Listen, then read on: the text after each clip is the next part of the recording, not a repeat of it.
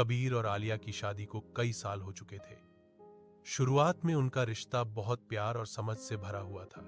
दोनों एक दूसरे की छोटी छोटी बातों का ध्यान रखते थे। कबीर ऑफिस से लौटते समय आलिया के लिए कुछ न कुछ लाना नहीं भूलता था और आलिया भी कबीर की पसंद नापसंद का पूरा ख्याल रखती थी। उनका घर हंसी और अपनापन से भरा रहता था। समय के साथ जिंदगी की जिम्मेदारियां बढ़ती चली गईं। कबीर अपने करियर को लेकर ज्यादा व्यस्त रहने लगा। वह चाहता था कि भविष्य सुरक्षित हो, लेकिन इसी कोशिश में वह आलिया को समय देना भूल गया।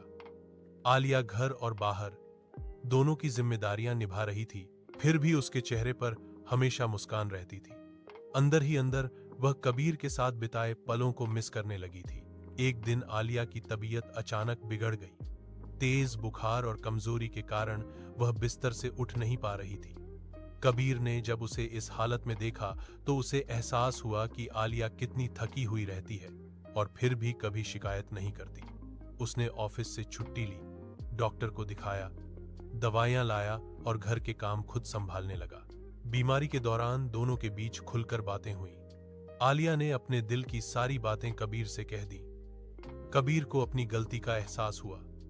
उसने माना कि वह काम की दौड़ में अपने रिश्ते को नजरअंदाज कर रहा था।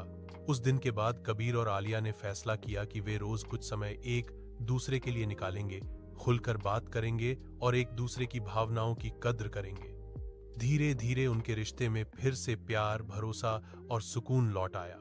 सीख: पति पत्नी का रिश्ता तभी मजबूत होता है जब दोनों एक दूसरे को समय, सम्मान और समझ देते हैं।